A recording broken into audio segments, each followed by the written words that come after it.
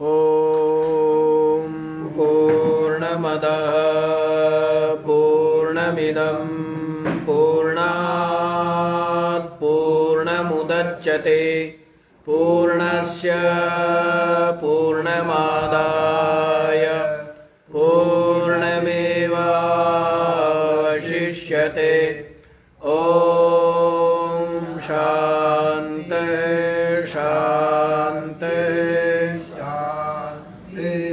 ॐ सहना भवतु सहनौ भुनक्तु सह वीर्यं करवावहै तेजस्विनावधीतमस्तु मा विद्विषावहै। ॐ शान्ति शान्ति शान्ति।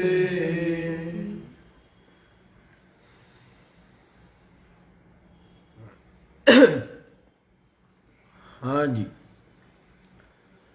तो क्या विचार श्रवण कर लिया है आपने? कठोपनिषद के द्वितीय अध्याय की द्वितीय वल्ली के प्रथम मंत्र का आप लोग श्रवण कर चुके हैं और इसमें क्या बतला दिया है कि जो अजन्मा है और जो विज्ञान स्वरूप है, ऐसा जो आत्म तत्व है, तो उसका क्या है? ये एकादश द्वार वाला पुर है। तो दो हो गए, एक पुर हो गया और एक इस पुर में रहने वाला हो। कितने हो गए? दो। तो इस प्रकार से अनुष्ठाय, इस प्रकार से क्या करके इन दोनों का विवेक कर लेना, यही क्या है? यही अनुष्ठान है। और उस ब्रह्म तत्व को जान लेने पर यही क्या है? यही अनुष्ठान है। तो ये करने से ना शोचति, क्या हो जाता है? शोक नहीं करता है और समस्त राग द्वेष आदि जो माया जाल है इससे विमुक्त हो जाता है और फिर जीवन मुक्त होते हुए शरीर छूटने पर क्या हो जाता है? विदेह मुक्त हो जाता है। एतद्वै तत्, अरे नचिकेता, यही वह आत्म तत्व है। तो इसका आप लोग श्रवण कर चुके हैं और पीछे बता ही दिया था। नीचे 3-4 पंक्ति वापस देख सकते हैं भाष्य की। तो बतलाया था, यस्य एवं पुरं तं परमेश्वरं पुरस्वामिनं अनुष्ठाय ध्यात्वा, जिसका ये पुर है वो जो परमेश्वर, किसका है ये पुर? एकादश द्वार वाला ये जो पुर है किसका है? परमेश्वर। किसका है? और वो परमेश्वर किसी कोई और है क्या? जिसकी कथा कहानी लीला है ये आप लोग सुन रहे हो, ऐसा कोई और है क्या परमेश्वर? वो परमेश्वर सबकी अपनी आत्मा। तो वह जो परमेश्वर है पुर स्वामिनम, जो पुर का स्वामी है, उसको अनुष्ठाय माने ध्यात्वा, है उसका ध्यान करके। ध्यान क्या है? ध्यानम ही तस्य अनुष्ठानम सम्यक विज्ञान पूर्वकम, सम्यक विज्ञान पूर्वक उस परमेश्वर का ध्यान करना ही क्या है? अनुष्ठान करना। और कल आपको बता दिया था ध्यान करने का मतलब क्या है? अनात्मा का निषेध करना। शरीर ये स्थूल शरीर नहीं है, सूक्ष्म शरीर नहीं है, कारण शरीर नहीं है। बाकी आप जो ध्यान करोगे, किसका ध्यान करोगे? किसी ज्योति का ध्यान करोगे, किसी और का ध्यान करोगे, तो वो क्या हुआ? वो तत्व हुआ क्या? वो चेतन हुआ क्या? है? तो ध्यान यही है कि ये शरीर क्या है? ये जड़ है, अनात्मा है, दृश्य है। ऐसे ये जो सूक्ष्म शरीर है 17 तत्वों वाला, अंतःकरण की प्रधानता वाला, तो ये भी क्या है? जड़ है, दृश्य है, अनात्मा है, विकारी है, ये भी चेतन नहीं है। ऐसी ये जो कारण शरीर अविद्या रूप है, ये चिदाभास है, ये भी क्या है? ये भी जड़ है, अनात्मा है, दृश्य है, और मैं चेतन अलग हूं। तो इस तरह बुद्धि के द्वारा जो ध्यान करते हैं, तो आत्मा का ध्यान होगा क्या? है? आत्मा बुद्धि की पकड़ में आएगा क्या? है? तो आत्मा का तो ध्यान होगा नहीं। तो यही ध्यान करना है, अनात्मा का निषेध कर देना, और अनात्मा में जो आत्म बुद्धि है उसका निषेध कर देना। यही क्या है? आत्मा का ध्यान है। निषेध कर देने पर जो शेष रह जाता है, जहां बुद्धि जाती नहीं है, जहां पर जाते जाते बुद्धि घुल जाती है, लीन हो जाती है, फिर जो शेष रह जाता है वो नित्य प्राप्त, नित्य अनुभूति स्वरूप। किसकी अनुभूति करनी है? अरे कमाल की बात है, सब अनुभूतियां जिससे हो रही है, कमाल की बात है, उसको अनुभूति करना चाहते हैं। कमाल है, अनुभूति तो निरंतर ही है। मैं की अनुभूति नहीं है क्या आपको? है वो ठीक है, आपका मैं अभी शरीर के साथ मिलके है, जैसे गंगा जी में नाले मिल जाते हैं, तो वैसे शरीर के साथ मिलके मैं है, सूक्ष्म शरीर के साथ मिलके मैं है, कारण शरीर के साथ मिलके मैं है तो क्या? मैं तो इनके साथ मिला हुआ है, उसको न्यारा कर लो। पर आप मैं की अनुभूति करना चाहो, ये बड़े कमाल की बात है। अरे निरंतर मैं की अनुभव है। मैं का अनुभव करने के लिए लालटेन चाहिए? क्या चाहिए? मैं का अनुभव करना है, बस आपकी उस तरफ दृष्टि नहीं है, अन्यथा निरंतर। अब कोई कहे पुस्तक पढ़ रहा है, हैं? चल फिर रहा है, और जी सुई में धागा डाल रहा है, और वो कहे मुझे प्रकाश दिखाओ,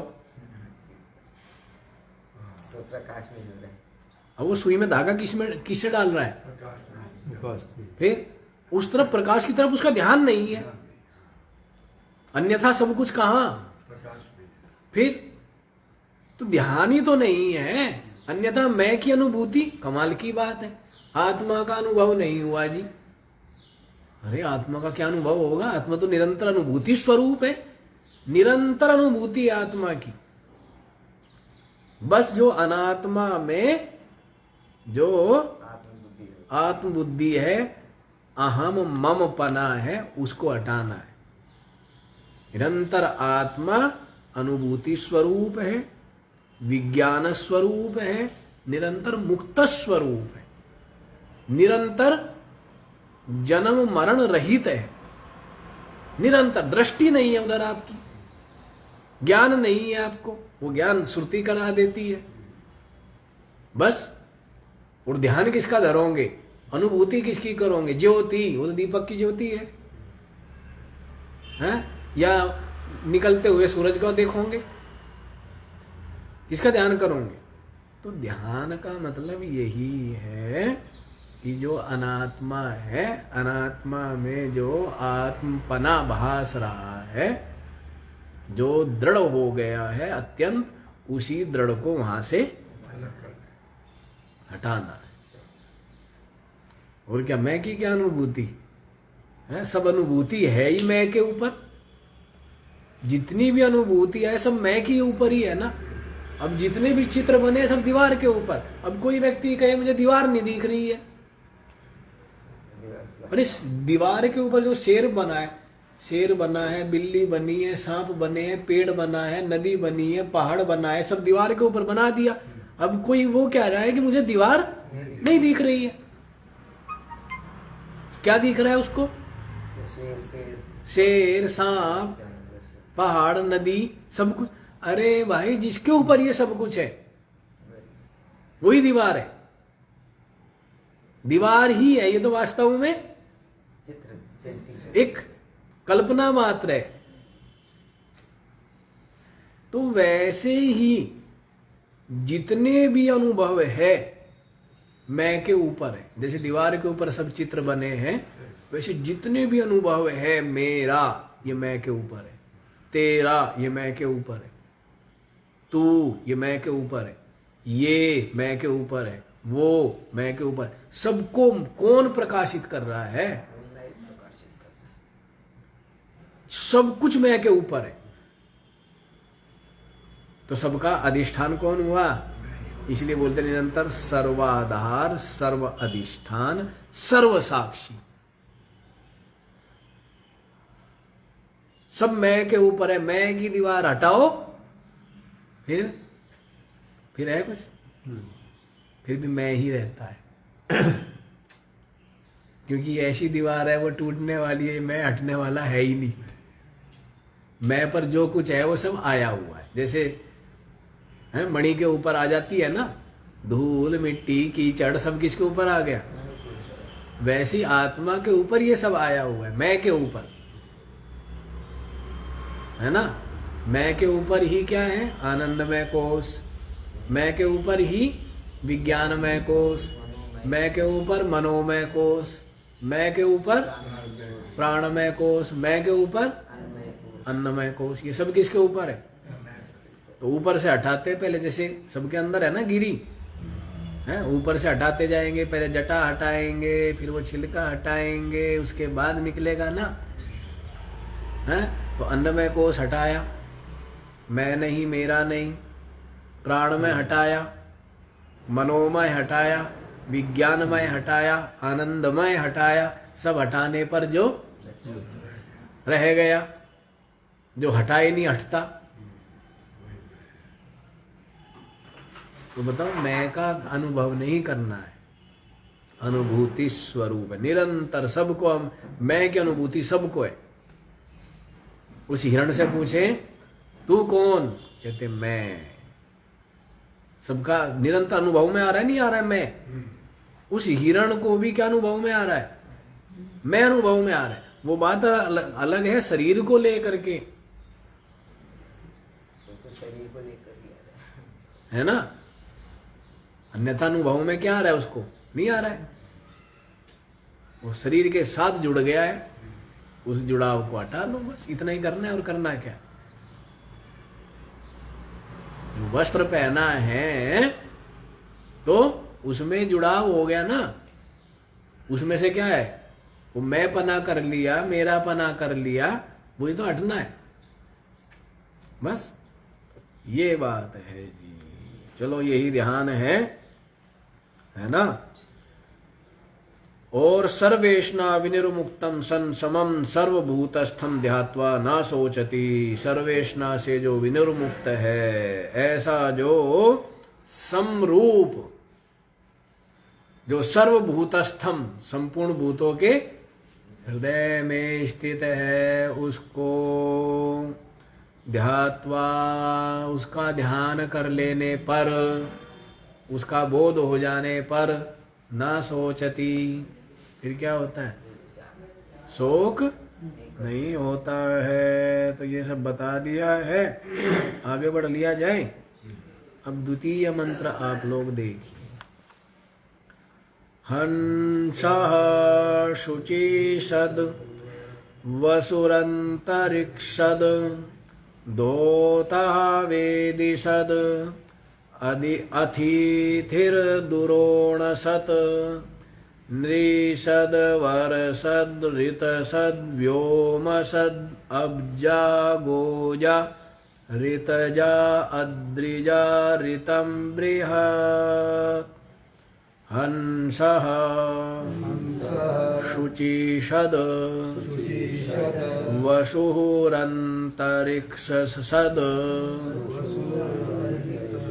अंतरिक्षसद होता वेदिसद अतिथिर दुरोणसत नृषद वर्षद ऋतसद व्योमसद अब्जा गोजा ऋतजा अद्रिजा ऋतं बृहत्। देखो जी क्या बता रहे हैं। वह जो ब्रह्म तत्व है उसकी महिमा बता रहे हैं कि सब में क्या है, उसी की महिमा है, उसी का प्रकाश सब में प्रकट है। तो क्या कहा है पहले, हंस, वह क्या है, हंस है। तो हंस क्यों कहा जी उसको? हंस इसलिए कहा है क्योंकि वो क्या है, गमन करने के कारण से हंति गच्छति इति हंसा, जो चलता है इसी कारण से उसको क्या कह दिया है, हंस कह दिया। क्या कहा है, हंस का, हंति गच्छति इति हंसा। ये जो हमारी संस्कृत व्याकरण है ना, इसमें कान खिंचाई बहुत है, कान खींच के और अर्थ कुछ है और कुछ कई कई अर्थ निकल जाते हैं, निकल जाते। हाँ ऐसा ही है। जैसे कोई गम आया, ये कहो तो जाओ, और आगम आया माने आओ। शब्द क्या है, जैसे गच्छति माने जाता है और आगच्छति माने आता है। तो शब्द वही है, थोड़ा सा कुछ किया और उसका क्या हो जाता है, हाँ अर्थ बदल जाता है। ठीक है ना। हाँ तो ऐसे ही है, जैसे राम शब्द ही है तो उसके बहुत अर्थ है। राम शब्द के अनेकों अर्थ हैं। जो सब में रमा हुआ है वो राम है, योगी लोग जिसमें रमण करते वो राम है ना। तो ऐसे अनेकों अर्थ एक एक शब्द के लग जाते। तो हंस का अब तक तो आप लोगों ने क्या क्या जाना है कि भाई विवेकी, हंस क्या जानते हो, विवेकी जानते हो।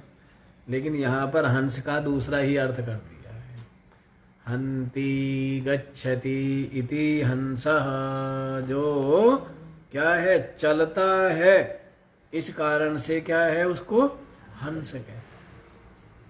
और फिर क्या बोला है जी, शुचिषद, फिर क्या बोला है, शुचिषद माने आकाश में जो सूर्य रूप से चलता है, इसी कारण से उसको क्या कह देंगे, शुचिषद भी। सब कुछ तो वही है, सब कुछ तो वही है। ठीक है ना। सूरज भी, चांद भी, वायु भी, आकाश भी, सब कुछ क्या है, कितने बार बताया है, स्वर्ण से बने हुए सब आभूषण क्या है, सोना ही तो है। तो वैसे ही उस अद्वितीय में जो अभी तो बताया, दीवार पर बना हुआ शेर क्या है, दीवार ही तो है। दीवार पर बना हुआ शेर, हिरण, गाय, सब क्या है, दीवारी तो है। दीवार हटा लो तो वैसे ही ये जो सब का सब है उस ब्रह्म तत्व में ही भास रहा है। वह ब्रह्म तत्व ही इन नाम रूप में भास रहा है। जैसे सोना ही सारे आभूषण रूप में भास रहा है। सारे आभूषण रूप में कौन भास रहा है? वैसे वह ब्रह्म तत्व ही सूरज चांद दिन रात सब रूपों में कौन भास रहा है? क्योंकि सर्वम खलु इदम ब्रह्मैव, सबका सब क्या है? इसीलिए कह दिया शुचि सद आकाश में सूर्य रूप से। इसलिए क्या है? सूर्य भी क्या है? भगवान है। यहाँ तो सभी भगवान है। हमारे यहाँ क्या है? कण कण भगवान है, नहीं? जैसे दूध के कण कण में घृत है, क्या है? वैसे ही इस सृष्टि के कण कण में सच्चिदानंद अनुस्यूत, समझ आया? कण कण में है, जैसे सारे आभूषणों के कण कण में कौन अनुस्यूत है?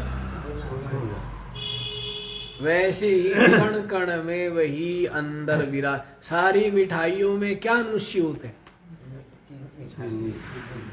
मिठाई है ना, सब मिठाइयों में। वैसे ही वह सच्चिदानंद क्या है? कण कण में विराजमान है। इसलिए तो बोलते हैं कि परमात्मा क्या है? व्यापक है, कण कण में विराजमान है ना। तो सूर्य भी है, तो सूर्य की वो क्या करोगे? उपासना करोगे तो क्या है? बहुत अच्छा रहेगा, नहीं रहेगा? दृष्टि ठीक रहेगी। क्या रहेगी? अब आंखें ना होवे तो शरीर का निर्वाह क्या हो जाएगा? हैं? तो इसलिए सबकी जरूरत है, नहीं है? अब सूर्य है तो दिख रहा है, हैं? अब सूर्य की जरूरत रहेगी, विटामिन डी भी चाहिए, वो भी किससे मिलेगी? और अब सर्दी ठंड लगेगी, वो किससे मिलेगी? है ना? तो सबका उपकार है, नहीं है? इस शरीर के लिए तो सबके सब उपकारक है, नहीं है? अब वो जो अन्न का दाना है वो इसके लिए क्या उपकारक है, नहीं है? हैं? हवा उपकारक है। इसीलिए क्या करता है? सब में क्या मान करके? सिया राममय, है ना? इस सब में परमात्मा विराजमान है। तो जो अज्ञानी ये नहीं जानता है तो उसको कहा जाता है कि इनमें भगवान है, इनकी उपासना करो। तो किसी न किसी रूप में भगवान की क्या रहे, उसको याद रहे, हैं? आस्तिक्य बुद्धि रहे, और फिर बाद में समझ में आ जाएगा कि सब कुछ क्या है? भगवान रूप ही है। और वो भगवान सो ब्रह्म है, तू है वही, पुतली नहीं तू मान सकी, है ना? तो फिर ये बता देंगे वो भगवान कौन है? वो भगवान तू ही है। ये सब उस तू चेतन भगवान की ही सारी महिमा, ठीक है ना? तो चलो, शुचि सद समझ आ गया? शुचि सद है, अंतरिक्ष सद, और क्या बताया है? नहीं, वसुहु, फिर क्या आ गया है? वसुहु, जो व्यापक है वो क्या है? वसु। जो सब में वसा हुआ है वो वसु है। जिसने सबको आच्छादित किया हुआ है वो वसु है ना? तो इस कारण से क्या हो गया वो? वसु, वसुदेवा। और वसुदेव का पुत्र क्या हो गया? वासुदेवा। वसुदेव का पुत्र क्या हुआ? वासुदेवा। श्री कृष्ण के लिए बोलते हैं ना वासुदेव, क्योंकि वसुदेव थे उनके पिताजी। तो वसु का मतलब होता है व्यापक। फिर क्या बताया है जी? अंतरिक्ष सद, और अंतरिक्ष में गमन करने के कारण से वायु रूप से, किस रूप से? वायु रूप से अंतरिक्ष में गमन करता है, इसीलिए उसका नाम क्या है? अंतरिक्ष सद भी वही है, वायु भी वही है। क्या है? मतलब वायु सूर्य भी वही और वायु भी वही और वही व्यापक होने से, और हंस भी वही और वही व्यापक। ठीक है। होता, और जो क्या बताया है जी? होता होता है ना, होत्री। करता है। जो सबका क्या करता है? नहीं, सबको अपने में, समा लेता है। हाँ, सबका भक्षण कर लेता है। तो ये अग्नि के लिए बोल दिया है। तो इस पृथ्वी रूपी वेदी में स्थित जो अग्नि रूप होने से वही क्या है? होता भी वही है। क्या दिखा रहे? यही दिखा रहे, ब्रह्म की सर्वात्मकता दिखा रहे कि सब कुछ क्या है? ब्रह्म है।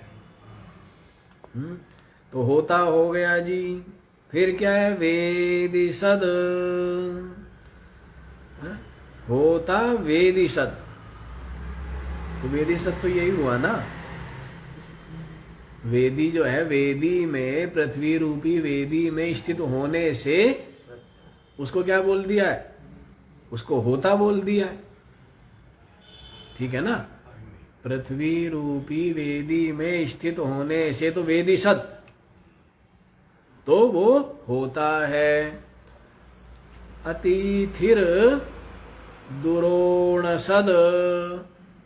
दोने में दोना, कलश, उसमें स्थित होने से वह क्या है? अतिथिर है, अतिथि। तो अतिथि सोम के लिए बोला है। क्या लाएंगे? हैं? सोम लाए हैं ना कलश में, तो उसको क्या बोला है? अतिथि। तो अतिथि रूप होने से वही क्या है? सोम भी वही है। सोम का अर्थ क्या होगा बोलते हैं? हैं? सोम रस होता था। हैं? सोम का मतलब? सोम रस। तो सोम रस का मतलब ये नहीं है कि जो लोग आजकल लगा लेते हैं। सोम रस का मतलब ये जितने भी आपके आसव है ना, ये आसव है, ये सब के सब फर्मेंटेड किए जाते हैं। आता है ना द्राक्षासव, हैं? और क्या क्या आता है? कुमार यासव, ये आसव बनाते हैं नहीं? आसव बनाते हैं ना।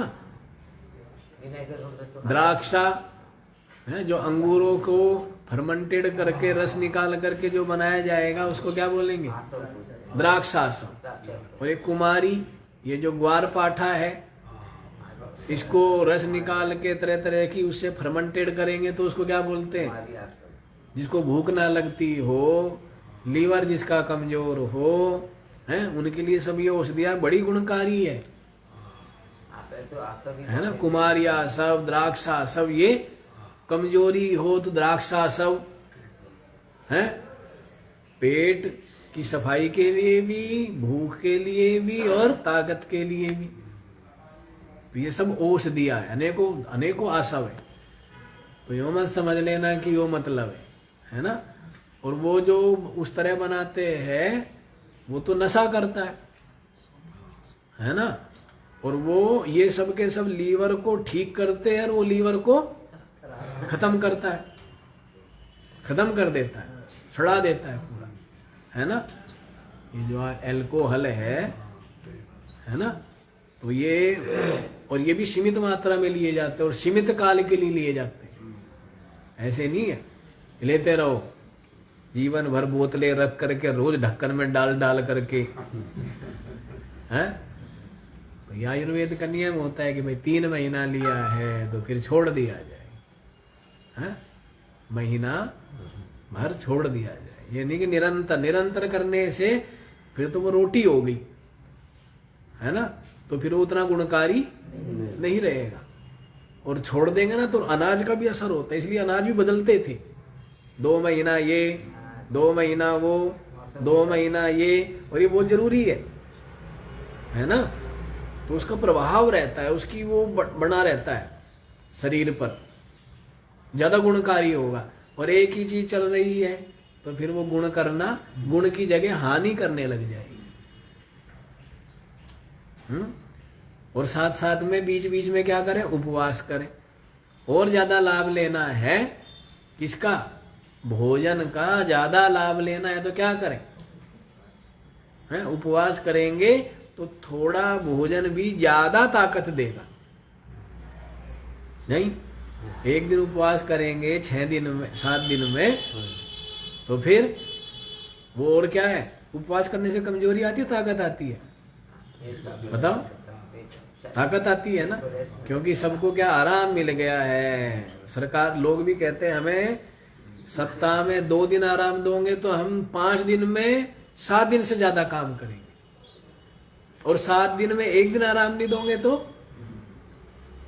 आराम करने से काम करने की क्षमता घटती है बढ़ती है, हैं? बीच में रेस्ट भी जरूरी है। इसलिए चलो वहां नहीं जाना दूर, तो लीवर किडनी में पहुंच ही जाते हैं, हैं? तो दोने में दुरोण सत, दोने में स्थित जो अतिथि रूप सोम है, वह भी क्या है, वह भी वह ही है, ब्रह्म ही। फिर दूसरा भी अर्थ कर दिया है जी, ये सब भाष्य में करेंगे ये अर्थ। तो अतिथि रूप से घर में आने के कारण से अतिथि जो है वो दुरोण सत कहलाता है। अतिथि दुरोण सत कहते हैं। फिर निरीसद कह दिया है जी, मनुष्यों में गमन करने के कारण से क्या कह दिया, निरीसद। समझ आ रही है, तो निरीसद भी वही है। और फिर क्या बोला है जी, वरसत, देवताओं में गमन करने के कारण से वही क्या है, वरसत भी वही है। फिर क्या बोला है, ऋतसद, और जो ऋत है, यज्ञ है या सत है, उसको क्या बोलते हैं, ऋत। ऋतम वदिष्यामि, तो जो वैदिक जो सत्य होता है उसको ऋत बोलते हैं। एक तो लौकिक सत्य है, तो उसको तो सत्य बोलते हैं, और जो वैदिक सत्य है तो उसको क्या बोलते हैं, ऋत बोलते हैं। तो वैदिक सत्य जैसे यज्ञ आदि है, या जो सत है उसमें होने से उसको क्या कह दिया है, ऋत सद कह दिया है। फिर क्या बोला है जी, व्योम सत, आकाश में चलने के कारण से क्या बोल दिया है, व्योम सत बोल दिया है। फिर अब्जा,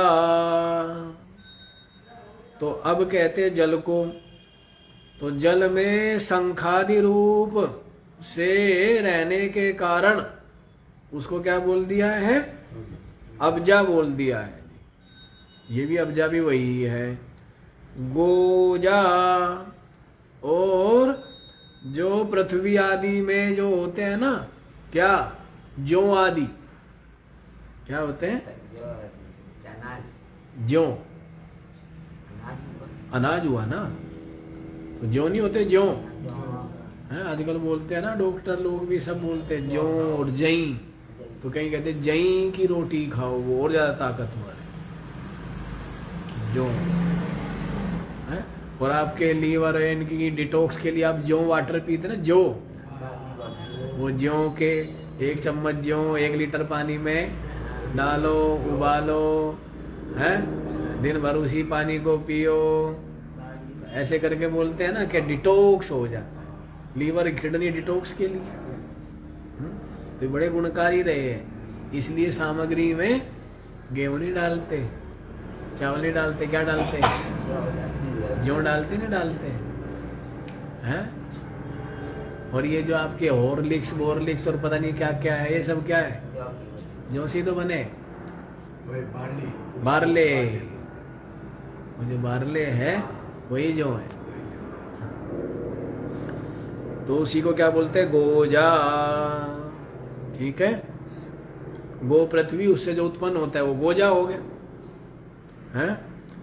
ऋतजा, और यज्ञान रूप से जो उत्पन्न होता है उसको क्या बोलेंगे, ऋतजा, हैं। यज्ञ के अन्न रूप से जो उत्पन्न होता है उसको क्या बोल दिया है जी? ऋतजा, अद्रिजा। और जो पहाड़ों से उत्पन्न, पर्वतों से उत्पन्न होने के कारण से क्या है? नदियां आदि, ये अद्रिजा है, ये भी वही है, ठीक है, नदी भी वही है। और ऋतम बृहत, ऋतम कह दिया है जी। क्या है कि कहते वो ऋतम है। ऋतम माने तीनों कालों में जो सत्य रूप से विराजमान रहता है, तीनों कालों के द्वारा जिसका बाद नहीं होता है, इस कारण से उसको क्या कहा है? ऋतजा, ऋतम कहा है, ऋतम। और फिर क्या कह दिया है जी? बृहत, सबसे महान है, क्योंकि सबका कारण है और सब कुछ वही है। समझ आ रही है बात? सब कुछ वही है और सबका कारण है, महान है। किसके लिए बोला है ये? ये सबका सब ब्रह्म तत्व के लिए, आत्मा के लिए बोला है। ये सब कुछ क्या है? ये बोले अंगूठी भी वही, कुंडल भी वही है, कड़ा भी वही, कंगन भी वही, हार भी वही, और भी जो जो आभूषण बनते हो सब कुछ क्या है? वही। वही माने सोना। सब कुछ कौन है? सोना है। बालूशाही, गुलाब जामुन, इमरती, रसमलाई, है, और भी जलेबी है, जितने भी है, मोती पाक और पता नहीं क्या क्या है, सबका सब क्या है? मिठाई है ना, उसी से बने। यदि उनमें से मीठा निकाल ले तो, मीठा निकाल ले तो क्या रह गया? कुछ रह गया उनमें? कहते मीठा भी है और शुगर फ्री। तो कहने लगे फिर शुगर फ्री है तो फिर मीठा ही क्या हुआ? तो शुगर फ्री कहने का मतलब ये है कि आपके अंदर में ये शुगर की मात्रा नहीं बढ़ाएगा, मीठा तो जरूर लगेगा। मीठा है, मीठा नहीं है, मीठा तो है, पर ऐसा ये प्राकृतिक मीठा है कि आपके उसमें पेट में जाकर के ये शुगर को नहीं बढ़ाएगा। इस तरह, नहीं तो मीठा ही है ना। आजकल बोलते ना स्टेविया, स्टीविया, ये नए नए लोग खोज कर करके लाते हैं। स्टीविया का वो रखा हुआ, किसी ने कहा जी बड़ा मीठा। मीठा तो बड़ा लगता है पर बड़ा बकबका सा भी है, उसका स्वाद विचित्र सा है ना।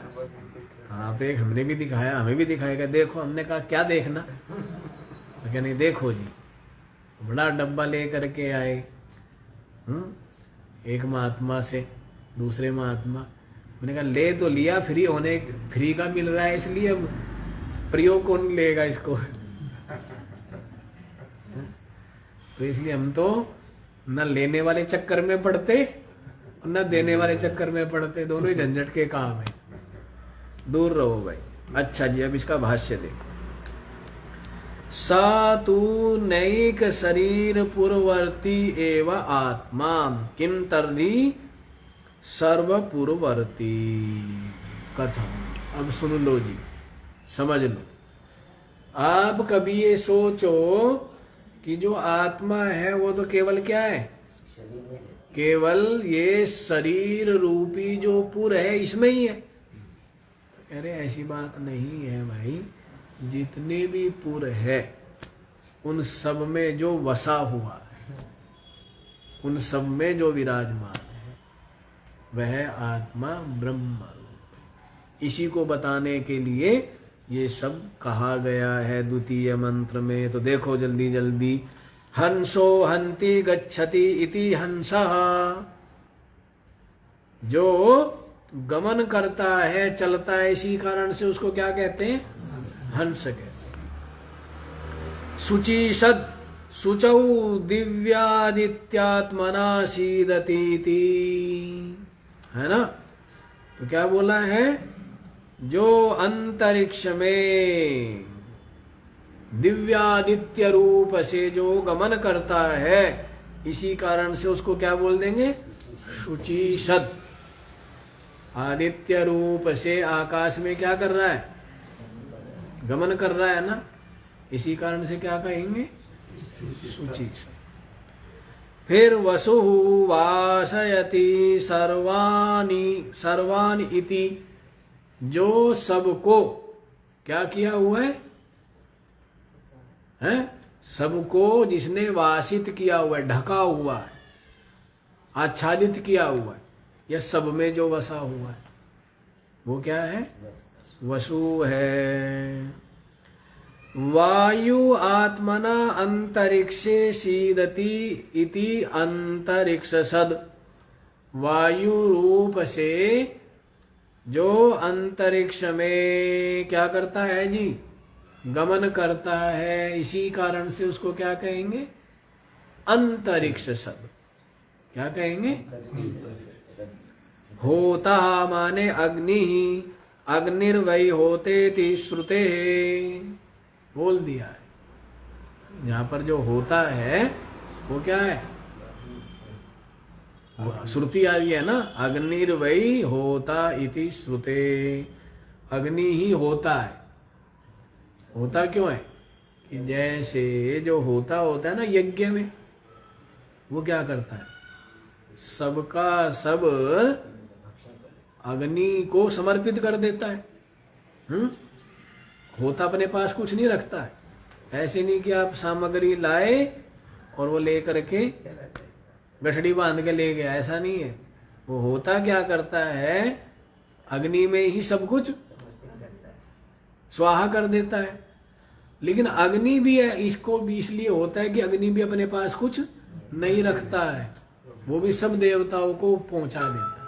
जैसे आपने मुंह को दिया, मुंह ने पेट को दिया, पेट ने अपने पास रख लिया, ऐसा पेट भी क्या करता है?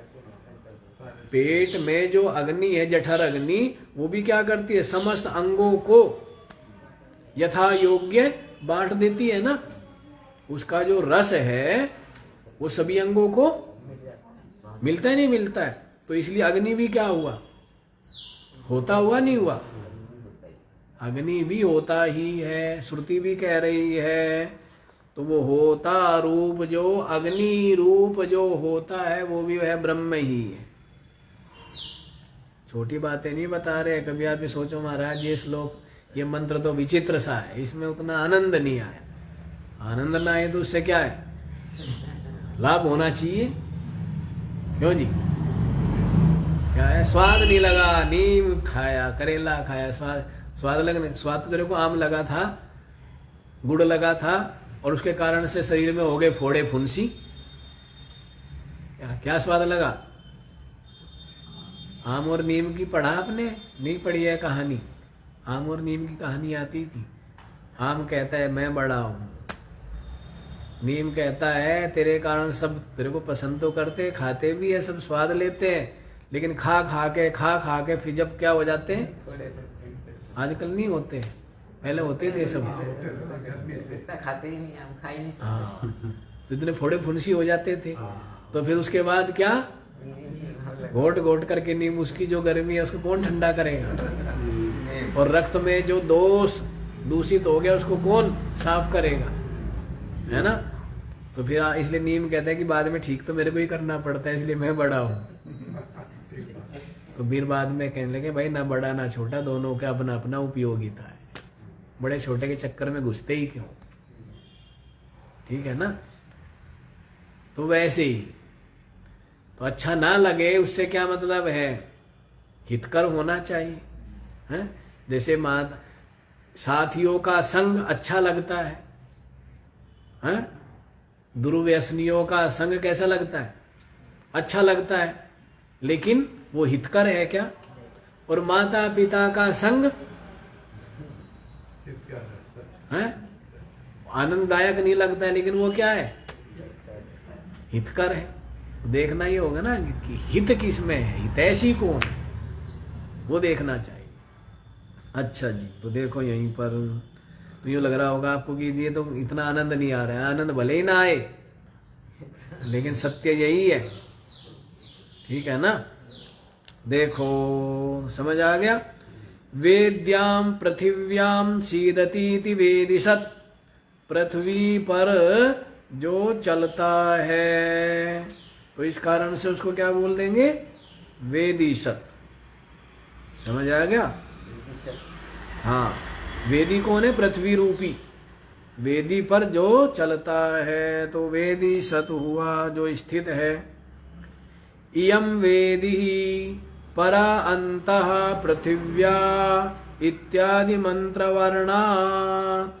और ये भी देखो जी, ऋग्वेद में आता हो, है ना? ये है कहाँ लिखा है? ये मंत्र लिखा है, नहीं लिखा है? हैं?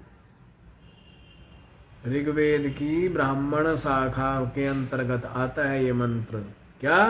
इयम वेदी ही परा अंतः पृथिव्या इत्यादि मंत्र वर्णात, कि भाई ये पृथ्वी ही वेदी है। वेदी बनाते हैं ना, जैसे उस वेदी में क्या करते हैं? वेदी में आहुति डालते अग्नि को प्रज्वलित करके। तो वैसे ये पृथ्वी भी क्या है? वेदी है। कैसे वेदी? अनेकों प्रकार से बता देंगे, लेकिन इसमें आप लोग बीज डालते हो तो वो भी क्या है? हैं? तो अंदर इसमें गर्मी है, उसी के कारण से क्या होता है? यदि वो बीज को गर्मी प्राप्त ना हो, अंकुरित होगा क्या? वो नहीं होगा ना। तो इसलिए पृथ्वी को भी वेदी कहा। ठीक है ना? अभी तो आप लोगों ने बहुत पढ़ा नहीं है, नहीं तो कहाँ से क्या अर्थ करना पड़ता है प्रसंग को देख करके, युक्ति युक्त तरीके से। खींच तान के भी अर्थ करने पड़ेंगे, उधर सीधे सीधे अर्थ पढ़े आप लोगों ने। खींच तानने भी पड़ते हैं बहुत बहुत, हैं? जबरदस्ती खींच करके फिट करना पड़ता है, हैं?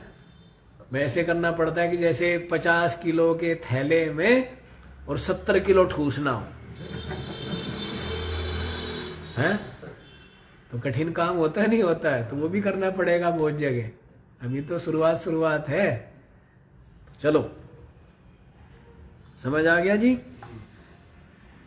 अतिथि सोमः सन दुरोणे कलशे सीदति इति दुरोण सत। अतिथि किसको बोला है? सोम को। सोम होते हुए जो दुरोणे माने कलशे, तो सीदति जो कलश में स्थित होता है उसको दुरोण सत कहते हैं। तो कलश में क्या रहता है? सोम रूप से। हाँ, तो वो ब्रह्म ही दुरोण सत भी है जी। दोने में स्थित जो अतिथि रूप जो सोम है, वो ब्रह्म ही है। यहाँ पर ये दिखाएंगे सब कुछ ब्रह्म है। सब कुछ क्या है? सब कुछ ब्रह्म। खाने वाला भी, खिलाने वाला भी, खा के पचाने वाला भी, खा के मजबूत होने वाला भी, सबका सब क्या है? सब ब्रह्म नहीं। ब्रह्म के अतिरिक्त कुछ नहीं। ठीक है ना? ब्रह्म के अतिरिक्त कुछ नहीं। अच्छा जी, ब्राह्मणो अतिथि रूपेण वा दुरोणेषु गृहेषु सीदतीति। ब्राह्मण अतिथि रूप से दुरोणेषु माने गृहेषु सीदति, घर में जो चलता है, घर में जो स्थित है। ब्राह्मण आ गया ना कोई, है कोई ब्रह्मवेत्ता अतिथि आपके घर पे आ गया है, हैं? तो उसको भी क्या बोल देंगे? दुरोण सत बोल देंगे। कि घर में अतिथि विराजमान है तो क्या हुआ? दुरोण माने घर में है जो विराजमान है, तो क्या हो गया? दुरोण सत। जो अतिथि आते हैं ना घर पर, नृसन नृषु मनुष्येषु सीदतीति। नृसद मनुष्यों में जो स्थित है, गमन करता है, वो क्या हो गया जी? नृसद भी वही है। हैं? अब कितने अर्थ लगा लो इस नृसद के। रक्त अर्थ लगानो, रक्त अर्थ लगाओ, हैं? मनुष्यों में जो चलता है वो क्या है? हैं? प्राण भी चलता है, हैं? और भी बहुत कुछ चलता है, लीवर किडनी भी चलता है, और आत्मा भी चलती है। चलता है, स्थित है, विराजमान है। तो जो भी अर्थ, सब अर्थ लग जाएंगे, हैं? अनेकों अर्थ लगते हैं ना। इसमें क्या अब जैसे पंकज है, तो पंकज का मतलब क्या है? नीचे में जो पंकज का कीचड़ में जो हो, और कीचड़ में कमल भी होता है, कीचड़ में कीड़े भी होते हैं, तो सब पंकज है। ठीक है ना, सबके सब क्या हुए? अंदर की सबके सब पंकज है। तो जो भी उसमें पैदा होगा सबको पंकज बोलेंगे। उसमें जब दुर्गंध आ रही है वो भी पंकज है, नहीं पंकज है? हाँ, लेकिन बढ़िया बढ़िया अर्थ करते हैं। तो पंकज का सीधा अर्थ क्या कर देते? कमल। सीधा अर्थ क्या करते हैं? जबकि कीचड़ से जो भी पैदा होवे वो सब पंकज है। ठीक है, कीड़े नहीं होते। हाँ, तो वैसे। अच्छा जी, आगे देखो। वर्षद वरेषु देवेषु सीदतीति। जो वर्षद माने जो श्रेष्ठ है, देव। तो देवों में जो स्थित है, गमन करता है, उसको क्या कहेंगे? वर्षद कह देंगे। समझ आ गया? ऋतसद ऋतम सत्यम यज्ञो वा तस्मिन् सीदतीति। जो ऋत है, ऋतसद भी उसको कहेंगे। ऋत भी, ऋतम माने जो सत्य में जो स्थित है, या जो सत्य ही है, यज्ञ में स्थित है, या जो यज्ञ रूप ही है, उनको दोनों को क्या कह देंगे? है जी? ऋतसद। ऋतसद। व्योमसद व्योमनि आकाशे सीदतीति व्योमसद। आकाश, व्योमनि माने जो आकाश में स्थित है, गमन करता है, उसको क्या बोलेंगे? व्योमसद। अब्जा अपसु शंख सुक्ति मकरादि रूपेण जायते थी। जल में होते हैं ना क्या? शंख, मगरमच्छ, सुक्ति आदि सबके सब किसमें? जल में, जल से उत्पन्न होते हैं। तो अब जो भी अर्थ लगाना है, जल से जो भी उत्पन्न होता है वो क्या है? वो अब्जा है। वो अब्जा भी वही है। अब्जा भी क्या है? अब यूपी वाले कहेंगे कि अब्जा तो हमारा शब्द आ गया जी, आप नहीं जानते होंगे। हाँ, अब्जा। अब्जा अभी अब्जा मेरा नंबर आ गया। अब्जा माने अब। आप नहीं जानते, बहुत व्याकरण, बहुत भाषाएं हैं। और भी क्या है? इभी, जब ही। इभी सुना आपने? इभी आया हूँ, इभी। अभी नहीं, इभी आया हूँ, हैं? और जी भी तो मैं कह रहा हूँ, हैं? ये भाषाएं हैं इनकी, अलग अलग भाषाएं। विचित्र विचित्र नहीं है। राजस्थान में बड़ी बड़ी विचित्र है। कहेंगे अठे बठे, फिर कहेंगे अठीने बठीने। पता नहीं तुम्हारा है कहना, तुम हर 10 कदम पे भाषा तुम्हारी बदलती है, नहीं बदलती? और भी कुछ बोलते हैं, अठीने बठीने, और भी कुछ है, अठे बठे, और भी कई तरह की है भाषा। लेकिन आप बहुत जल्दी ग्रहण कर लेते हैं। आपको बहुत जल्दी ना ग्रहण तो क्या कर लेते हैं। एक बार हम गए कलकत्ता, बात में बोले मोटा मोटी। मोटा मोटी क्या होता है? मोटा मोटी मतलब और हाँ, ओवरऑल। और भी मतलब कई चीजें तो हम पकड़ लेते हैं। आप पकड़ लेते हैं। आप बहुत डिटेल में आपको याद भी हो तो ये डिटेल में ऐसे ना चूर। फ्री। हाँ जी, बाल को बोलते हैं चूर। बाल को चूर। चूर, चूर चूल। हाँ, अच्छा, बंगाल में। बंगाल में विभिन्न भाषाएं हैं। और क्या है? अपने जो मनोभाव है वो दूसरे के को समझाने के लिए, उसी के लिए तो भाषा तो एक क्या बनती है? भाषा तो अपने विचारों को भाषा तो आदान प्रदान का एक साधन है। साधन बन गया है। नहीं, तभी तो हरियाणा में पढ़ा रहा था एक मास्टर जी, हैं, कि बाल्टी के ऊपर खूंटी, हैं, कहते हैं खूंटी के ऊपर बाल्टी है भाई।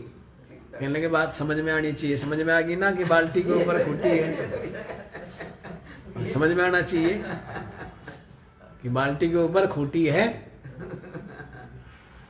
ऐसे ऐसे भी लोग हैं, महारथी लोग हैं यहाँ पर।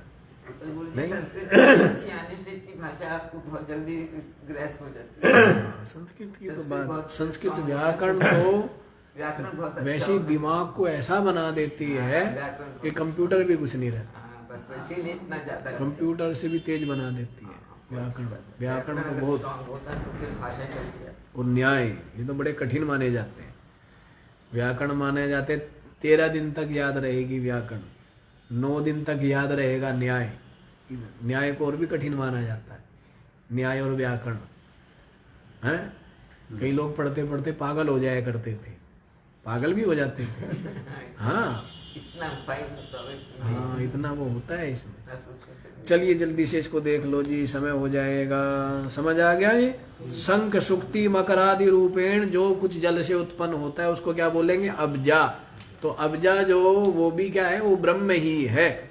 जल से जो जो उत्पन्न होता है सब ब्रह्म ही है।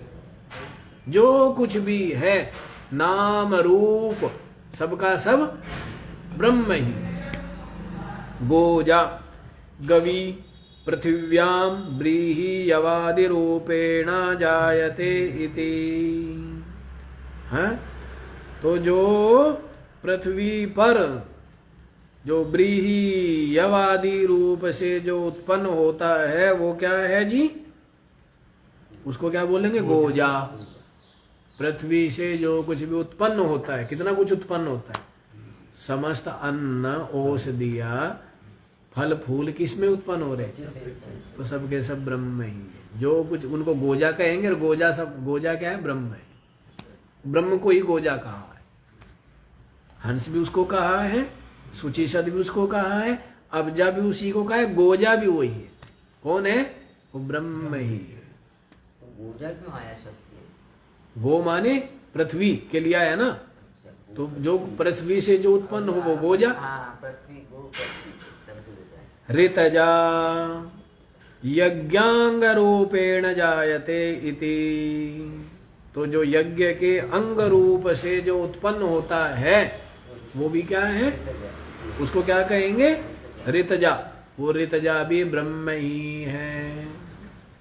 अद्रिजा, और जो पर्वतेभ्यो नद्यादि रूपेण जायते इति। हाँ जी, पर्वतों से नदी आदि रूप में जो उत्पन्न होता है उसको क्या कहेंगे? अद्रिजा। ये सारी नदियां, इसलिए सबके सब क्या है? ब्रह्म है। हाँ जी, गंगा जी क्या है? गंगा जी ब्रह्म है। यमुना जी क्या है? ब्रह्म है। सरस्वती क्या है? ब्रह्म है। क्यों ब्रह्म है? हैं? सब कुछ परमात्मा रूप ही है, इसलिए भी ब्रह्म है। लेकिन लोगों को भी, स्थूल बुद्धि वालों को भी बताया जाता है कि जिससे कि वो जल कितना उपकारक है, हैं? प्यास बुझाना, पृथ्वी पर जो कुछ भी हरा भरा फल फूल अन्न औषधि उत्पन्न हो रहे सब जल से उत्पन्न हो रहे हैं। स्नान आदि के काम आता है, प्यास बुझाता है, इसलिए जल क्या है? भगवान है। गंगा क्या है? भगवान है। इसलिए दूषित चप्पल अंदर नहीं लेके जाना, कपड़े नहीं धोना, थूकना नहीं है, मैला नहीं करना है, गंदा पानी उसमें नहीं डालना है, क्योंकि वो क्या है? भगवान है, ब्रह्म है। नहीं, ब्रह्म है, ब्रह्म रूप है, और साथ ही साथ सबके शरीरों के लिए अत्यंत उपकारक है। वायु दूषित हो जाए तो कितनी बीमारियां हो जाएंगी? हो ही रही है ना। वायु के दूषित होने से, जल के दूषित होने से, अन्न के दूषित होने से ही समस्त रोग है। अब पहले आज के लोग पूछते कि पुराने लोग लंबा क्यों जीते थे और स्वस्थ क्यों जीते थे? क्योंकि हवा दूषित, उड़ने तो हम जरूर लगे, लेकिन जो उड़ने वाला साधन बनाया है, इस उड़ने वाले साधन से प्रदूषण कितना होता है ये बताओ। या एक हवाई जहाज से ये बोलते कि 1 घंटे के प्राइवेट जेट से इतना प्रदूषण हो जाता है कि 60 साल एक व्यक्ति जितनी कार्बन छोड़ेगा ना, 60 साल की आयु तक जीने में जितना कार्बन का उत्सर्जन वो करेगा, उतना कार्बन का उत्सर्जन ये प्राइवेट जेट 1 घंटे में कर देता है। तो बताइए, तो इन सब चीजों से और इन हथियारों से, हथियार पशु हो गए, पशु की पशु, हथियारों की होड़ है। नहीं तो अन्यथा इन लड़ाकू विमानों का करना क्या, परमाणु बम का करना क्या? यदि सबके सब समझदार बैठे और ये बैठे कि हम परमाणु जो है एनर्जी, उसके द्वारा जो लोग हैं उनको उनका भला करेंगे और बाकी ये सब के सब डिस्ट्रॉय कर दिए जाएंगे। कहाँ जरूरत है? किसी को ऊपर छोड़ना नहीं, यार छोड़ने के मतलब विनाश ही है। तो हथियारों की जरूरत है क्या? असभ्य समाज में हथियार चाहिए। जो असभ्य समाज है, राक्षस समाज है, पशु समाज है, उसमें क्या चाहिए? और सभ्य समाज जो है ना, उनमें हथियारों की जरूरत है क्या? और टोटल लेन देन, राजनीति, चालाकी, चतुराई, सब के सब किस लिए? हथियार लेने और बेचने के लिए। इतने युद्ध, कोई फर्क नहीं पड़ता, दुनिया मरने लग रही है। और ये नहीं सोचता है 80 साल का व्यक्ति बुढ़ा बैठा हुआ, अरे तेरे प्राण का कोई वो है क्या? एक क्षण में हंसते हंसते तेरे प्राण निकल जाए तो। इतने जो लाखों लोगों की हिंसा का कारण, मृत्यु का कारण तू बन रहा है, लेकिन व्यक्ति विचार नहीं करता है। क्यों? क्योंकि समझ नहीं है। मानते अपने को समझदार है, लेकिन सबका जीवन नरक बना हुआ है, नहीं बना हुआ है। तो कहां जरूरत है? है क्या जरूरत? परमाणु बम की जरूरत है कहीं? है? इन जो ये फाइटर जेट है, इनकी जरूरत है कहीं? है? लोग जो बीमारी से मर रहे हैं उनको देखो ना, लोग जो भूखे मर रहे हैं, सर्दी में ठिठुर रहे हैं, अशिक्षा के कारण से मर रहे हैं। लेकिन अनादिकाल से यही हुआ है, ताकतवर लोगों ने कमजोर लोगों को अपने लाभ के लिए क्या किया है? काम में लिया है ना। सबके सब ने स्वार्थ में दूसरों को पशु बना करके रखते, शिक्षा से दूर रखना चाहते है ना, अंधभक्त बनाए रखना चाहते, शिक्षा नहीं। विचित्र स्थिति है। और जबकि हासिल किसी को कुछ नहीं होता है। शिक्षित समाज होगा, अशिक्षित समाज को लाठी डंडे की भाषा। अशिक्षित समाज क्या है? भूत प्रेत लाठी डंडे ये चलते हैं ना। और शिक्षित समाज में इनके लिए कोई स्थान नहीं। भूत प्रेत और लाठी डंडों के लिए स्थान है क्या? जो समझदार लोग, अरे भाई क्यों लड़ते हो, क्या मिलेगा, क्यों? तो सभ्य समाज में लाठी डंडों के लिए जगह है। और जो मूर्ख लोग हैं वही क्या है, उनको लाठी डंडे चाहिए। तो दुष्ट लोग ज्यादा हो गए, नहीं हो गए? पहले एक रावण, अब असंख्य रावण। ऐसी स्थिति। चलो समय ज्यादा हो रहा है, नहीं जल्दी से देख लीजिए। सर्वात्मापि सन् ऋतम अवितथ स्वभाव एव। तो देखो जी, सर्वात्मापि समझ लो, यहां पर क्या बताया? सब कुछ ब्रह्म ही है। सर्वात्मा, सबका आत्मा। सबका आत्मा होने से सब कुछ क्या है? ब्रह्म ही है। लेकिन ब्रह्म होते हुए भी, मतलब सबका आत्मा होते हुए भी सबसे अलग है। उपाधि के धर्मों के साथ में उसका कोई संबंध नहीं है। तो उसी को कह दिया है ऋतम अवितत स्वभाव एवा, सबकी सब मिथ्या है, लेकिन इन मिथ्या में होते हुए भी वो सत्य है। नाम रूप मिथ्या है, हाँ, ठीक। उन नाम रूप में होते हुए भी वो क्या है? सबसे बड़ा सत्य। भाई मिठाई तो गुलाब जामुन थी, उसको मिठाई कुछ और बना दिया, नहीं बना देते हैं? कुछ कुछ बनाते रहते हैं आजकल, तो नहीं बुरा ही बना देते हैं और कुछ नहीं तो है। तो वो जो नाम रूप तो मिथ्या है, नाम रूप तो मर गया, लेकिन मीठा तो तो ढाई। रहा ही ना। कुछ का कुछ, कुछ का कुछ, कुछ कुछ बनाते गए, लेकिन मीठा फिर भी रहा है। आभूषण कुछ भी बनाते गए, लेकिन सोना फिर भी रहा। नाम रूप नष्ट हो गया। वैसे ये नाम रूप तो सबका सब मिथ्या है, उत्पन्न होता है, नष्ट होता है, लेकिन इसमें जो ऋत है, सत्य है, वो ब्रह्म, वो तो सदा ही अविकारी है। ठीक है ना। बृहन महान सर्व कारणत्वाद, सबका कारण होने से वो बृहद भी है। यथा यदा अपि आदित्य एव मंत्रेण उच्यते तदा अपि अस्य आत्मस्वरूपत्वम् आदित्यस्य अंगी कृतत्वाद ब्रह्मण व्याख्याने अपि अविरोधा।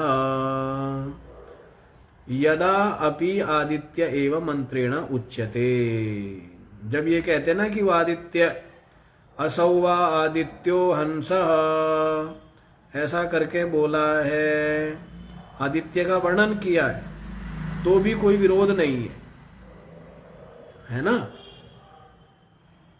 आत्मा को आदित्य यदि कह दिया है तो भी कोई विरोध नहीं है।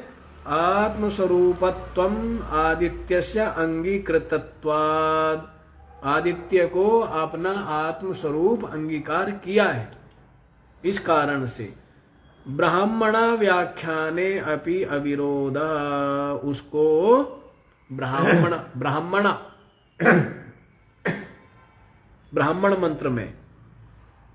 मंत्र में ऐसा कहा है, तो वो भी कोई विरोध नहीं है। ठीक है ना। ये देखो ना पीछे क्या बोला है, देखो इधर देखो, दो अर्थ किए थे, दो शब्द है ना शुरू में, हंस और सूची शब्द। ठीक है। तो हंस का अर्थ हमने अलग कर दिया था, क्या बोल दिया था? जो भी गमन करता है वो हंस है। तो वहां आदित्य अर्थ नहीं लगाया, तो ये कह रहे कि जी आदित्य अर्थ लगा लेते, क्योंकि श्रुति भी आई है आदित्यो वही हंसा। समझ आ रही है? श्रुति मतलब आगे वेद भी कह रहा है कि ये जो आदित्य है यही हंस है, तो ऐसा अर्थ लगा लेते। आपने खाली हंस का अलग अर्थ किया, सूची शब्द का अलग अर्थ किया, कह रहे कोई सही अर्थ कर लो, कोई विरोध तो है नहीं। भाई हमने अलग अलग अर्थ किया, हंसा माने जो गमन करता है वो हंस है, फिर सूची शब्द का अर्थ किया जो अंतरिक्ष में गमन करता है सूर्य रूप से, आदित्य रूप से, वो हंस, वो सूची शब्द है। तो ये कह रहे ऐसे अर्थ ना करके आप ऐसा अर्थ करते कि अंतरिक्ष में गमन करने के कारण से वो हंस, आदित्य हंस है, ऐसा अर्थ कर लेते। तो कहते बात तो एक ही है, कोई विरोध नहीं है, दोनों तरह से अर्थ कर सकते थे। सर्वव्यापी एक एव आत्मा जगता ना आत्मभेदा इति मंत्रार्थः। सर्वव्यापी एक आत्मा ही जगत रूप से है, ना आत्मभेदा इति मंत्रार्थः, आत्म रूप से कोई भेद नहीं है, नाम रूप का भेद है। मिठाई बालूशाही ये वो नाम रूप का भेद है, मीठा वैसे ही समस्त वस्तुओं के नाम रूप का भेद है, आत्मा तो सर्वव्यापी एक ही। ये बात बताई है इस मंत्र में। ओम पूर्णमद पूर्णमिदं पूर्णात् पूर्णमुदच्यते पूर्णस्य